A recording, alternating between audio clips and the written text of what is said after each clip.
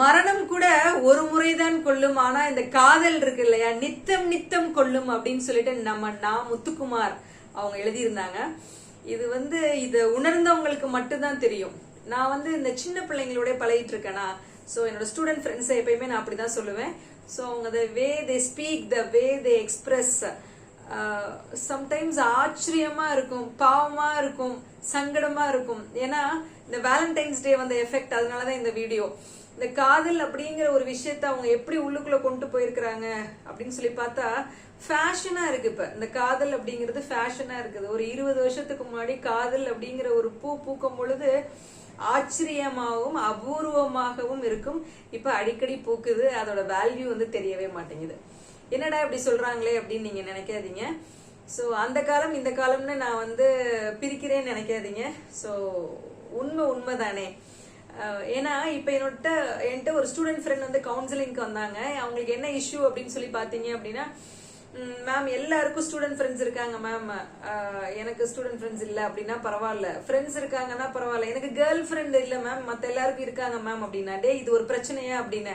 ஆமா மேம் எல்லாருக்கும் இருக்காங்க, ஏன் எனக்கு மட்டும் இல்ல அப்படின்னு சொல்லி ரொம்ப வருத்தப்பட்ட. கொஞ்சம் சரி பண்ணி நான் அவனை அனுப்பியிருக்கேன்.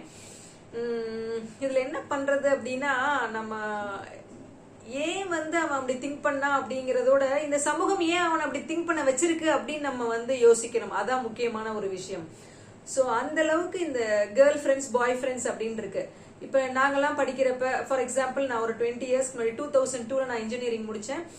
எங்களுக்கு ஒரு செட் ஆஃப் ஃப்ரெண்ட்ஸ் இருந்தாங்க. நாங்க ஒரு 13 பேர் இருந்தோம், ஆண்களும் பெண்களுமாக. இன்னைக்கும் நாங்க ஒரு நல்ல நட்போட இருக்கிறோம். அப்பயும் பாத்தீங்க அப்படின்னா அவங்க எங்க வீட்டுக்கு வருவாங்க, நாங்களும் அவங்க வீட்டுக்கு போவோம். ஆண் பெண் அப்படின்னு ஒரு பாகுபாடு இல்லாத அளவுக்கு அது ஒரு தூய ஒரு நட்பா இருந்துச்சு. பட் இப்ப நான் உங்களை குறை சொல்ல விரும்பல, பட் இப்ப அந்த கல்ச்சர் மாறி போயிடுச்சு. அப்பெல்லாம் நாங்க ரொம்ப நாள் பழகுனா கூட சுண்டு விரல் கூட பட்டது இல்லை அப்படின்னு நான் சொல்லுவேன். சோ இப்ப பாத்தீங்க அப்படின்னா நிறைய பேர், எல்லாரையும் நான் சொல்லல, சோ தட்டி பேசுறது, ஒட்டி போறது, உரசி போறது, சில விஷயங்கள் சொல்லவே முடியல, சங்கடமா இருக்குது. இருந்தாலும் இதையே நான் சொல்றேன் அப்படின்னா, நிறைய பேரை நான் பாத்துக்கிட்டே இருக்கிறேன். இந்த கல்ச்சர் நல்ல கல்ச்சர் அப்படின்னு நான் சொல்ல விரும்பல. சோ பாக்குறவங்க பார்வை தப்பா இருக்கு அப்படின்னு சொல்றதை விட்டுட்டு நம்மளும் தப்பா இல்லாத அளவுக்கு கரெக்ட் பண்ணிக்கலாம். சோ இதுல காதல் அப்படிங்கிறது எந்த இடத்துல தேவையோ அந்த இடத்துல அதுவா வரட்டும், ஒன்னும் பிரச்சனை இல்லை. இது என்னமோ இப்ப காதல் செஞ்சுதான் இருக்கணும் அப்படிங்கிற மாதிரி ஆயிட்ட மாதிரி இருக்கு நிறைய பேரோட பேச்சுகள், பழக்க வழக்கங்கள் அப்படிலாம் பார்க்கும் பொழுது. சோ காதல் அப்படிங்கிறது எப்ப தேவையோ அப்ப அதுவா வரட்டும். ஒருவேளை நீங்க படிச்சுட்டு இருக்கீங்க அப்படின்னா நீங்க வெயிட் பண்ணுங்க, படிச்சு முடிங்க, ஒரு ஒர்க்கிங் என்விரான்மெண்ட்டுக்கு போங்க. உங்களுக்கு சமாளிக்கிற அளவுக்கு திறமை வர்றப்ப வீட்டுல சொல்லுங்க, அதை அவங்க அக்செப்ட் பண்ணிக்கிறாங்களான்னு பாருங்க. சோ இந்த காதல் அப்படிங்கிறது ஒவ்வொரு குடும்ப சூழ்நிலையை பொறுத்து தான் அது ஒர்க் அவுட் ஆகும். சோ எல்லாருக்கும் ஒரே மாதிரி இருக்கும்னு நம்ம சொல்ல முடியாது. சோ அது நம்மளுடைய சமூகத்தை பொறுத்தது, நம்மளோட குடும்பத்தை பொறுத்தது, 2 பேரோட பழக்க வழக்கங்கள். காதலுக்கு மரியாதை படத்துல சொல்லுவாங்க இல்லையா, அந்த அளவுக்கு. சோ அந்த படம்லாம் ரொம்ப ஃபீல் பண்ணி எடுத்த படம். அந்த படத்தை முடிஞ்சா பாருங்க. அந்த அளவுக்கு அதுல எக்ஸ்பீரியன்ஸ் பண்ணி சொல்லியிருப்பாங்க. புரியறதுக்கான வேல்யூ கிடைக்கும் நமக்கு. ஸோ இதெல்லாம் ஏன் நான் சொல்றேன் அப்படின்னா, ஸோ கொஞ்சம் கன்ஃபியூஷன்ஸ் அவாய்ட் பண்ணிக்கோங்க. டிஃபன் சாப்பிட்ற நேரத்தில் டிஃபன் சாப்பிடணும், லஞ்சு சாப்பிட்ற நேரத்தில் லஞ்சு சாப்பிடணும், காஃபி குடிக்கிற நேரத்தில் காஃபி குடிக்கணும், டின்னர் சாப்பிட்ற நேரத்தில் டின்னர் சாப்பிடணும்.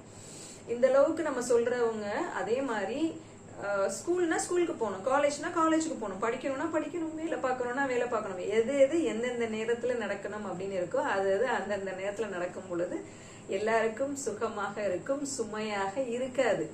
அது ஒவ்வொரு குடும்பத்தை பொறுத்து இருக்கும், நம்மளுடைய பழகிற சமூகத்தை பொறுத்து இருக்கும். என்னோட ஃப்ரெண்ட்ஸ்லயே நான் ரொம்ப பேர் பார்த்திருக்கேன், என்னோட ஸ்டூடெண்ட் ஃப்ரெண்ட்ஸ்லயே ரொம்ப பேர் பார்த்திருக்கேன்.